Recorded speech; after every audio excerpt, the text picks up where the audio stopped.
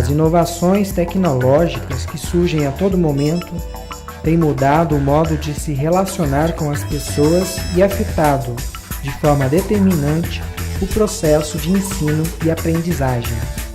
O desafio é como inserir na escola um ecossistema comunicativo que contemple, ao mesmo tempo, experiências culturais heterogêneas, o entorno das novas tecnologias da informação e da comunicação, além de configurar o espaço educacional como um lugar onde o processo de aprendizagem conserve seu encanto.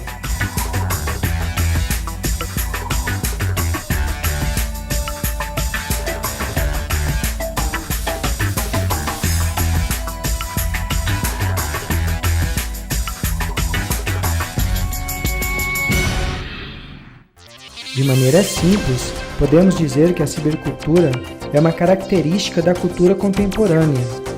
Hoje, praticamente todos os processos sociais no trabalho, no lazer, na educação, são mediados por dispositivos eletrônicos digitais. O termo vem sendo utilizado desde a década de 80 para falar da cultura com os novos dispositivos, como os microcomputadores e sua possibilidade de conexão e troca através das telecomunicações.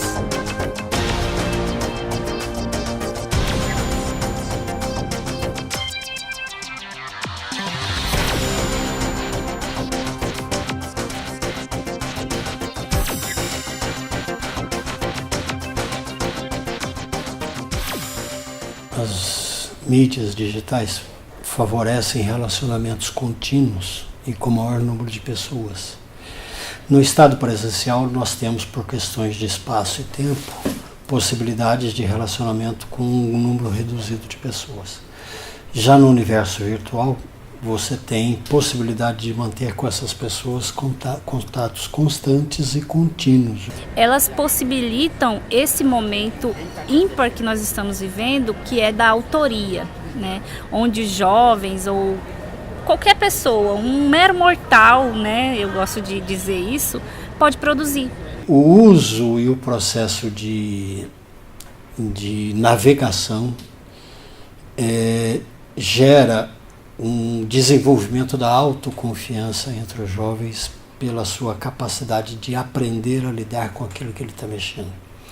Então, nesse sentido, ele realiza um autoaprendizado e, mais do que isso, um aprendizado em colaboração com outras pessoas dos seus relacionamentos contínuos. A possibilidade de expressar todas as suas ideias, todas as suas demandas, as suas questões, e ele pode falar de política, ele pode falar de humor, ele pode falar do que lhe convier. Isso é um processo freiriano, né? Eu estou lendo o mundo, eu estou lendo o meu mundo, eu estou lendo o mundo como o outro, eu estou lendo como é que o outro lê o mundo. Então isso é um processo muito libertador.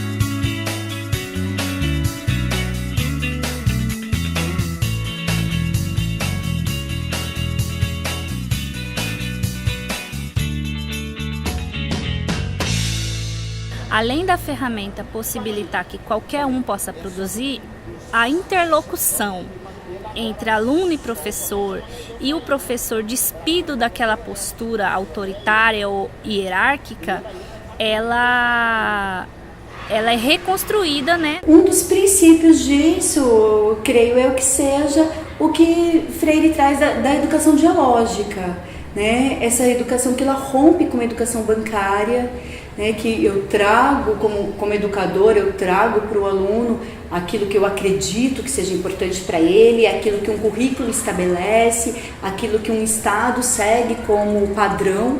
A partir do momento que eu posso e que eu trago junto a possibilidade de um diálogo com a internet, com as tecnologias, isso é uma conquista, né? Isso é uma liberdade, que o aluno pode ser um protagonista da sua história e pesquisar o mundo e ler o mundo da forma dele, né? E hoje isso pra mim é maravilhoso, porque o momento que eu tô tendo aula, eu tô tendo acesso à informação. Às vezes eu tenho uma dúvida de alguma coisa que eu vi, eu quero trazer isso para a aula, eu posso estar pesquisando no celular e para mim é uma ajuda extrema, é maravilhoso. É uma tecnologia que só vem para somar. Isso é uma conquista de liberdade, isso é um processo que você vai dialogar e vai conquistar outras coisas. Isso provoca um processo de consciência crítica de mundo muito grande. O jovem cria um novo espaço para si, um novo espaço de poder, um novo espaço de decisão, onde ele não está mais sujeito ao que lhe é imposto, né? Seja pelas mídias ou seja pela escola, né? E outras formas de opressão. Mas ele é capaz de se colocar, de pontuar suas questões no contexto social, político, cultural, econômico, enfim. Então, eu acho que as novas tecnologias, elas facilitam na criação desses espaços, né, e de protagonismo juvenil.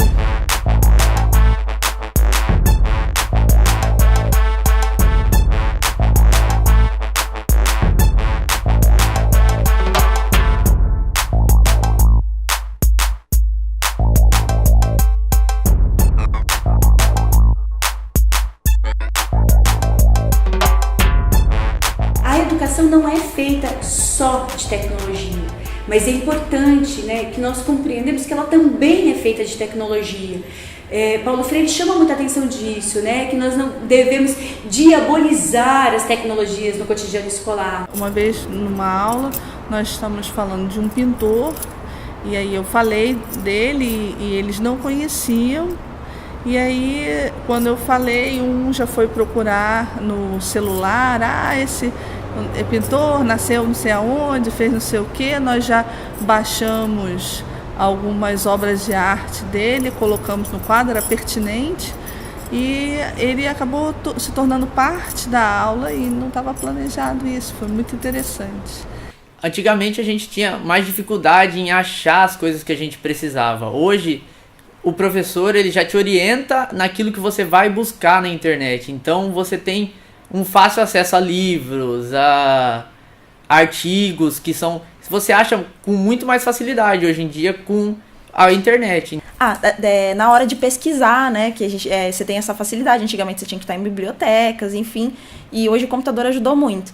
Também o celular no dia a dia, quando a gente recebe os documentos já na hora, com maior rapidez, mesmo quando a tecnologia chegou, que a gente usava o computador, apesar de ter ajudado muito, o celular ainda apressou mais ainda esse movimento. Então você já recebe um e-mail na hora, você recebe os arquivos também no celular, você consegue estar estudando. Eu mesma estudo bastante no celular, quando eu estou fazendo outras coisas, quando eu estou na rua, não estou em casa. Então facilitou bastante também nesse sentido. Se a escola incorporar esse processo dentro do seu modelo de ensino-aprendizagem, você vai ter aí circunstâncias muito valiosas. Onde é que a gente enxerga isso? Nas escolas privadas, por exemplo. Você tem os meninos e as meninas das escolas privadas, elas têm no site à disposição vídeos, aulas, textos interpretados, tem tudo que elas querem para dominar um assunto. Mais do que isso, tem um professor treinado, já tem para responder em vídeo. Porque o menino sai da escola e ele vai para o universo digital. Se a escola passa a ser parte dessa cultura digital dele, então ele vai procurar o conteúdo da escola. Isso já está sendo estudado em algumas escolas que já vêm implantando isso de forma muito efetiva e tem dado resultados extraordinários. Então, o problema é como trazer isso para a escola pública. Essa é a grande questão.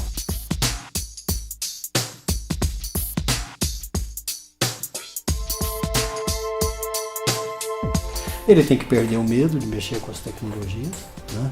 Quer dizer, de acessar coisas que talvez eles não quisessem ver nem se envolver, né? Ele tem que ir atrás, ele tem que percorrer esses caminhos, né? E só assim que ele vai superando e ganhando habilidades que ele não tem.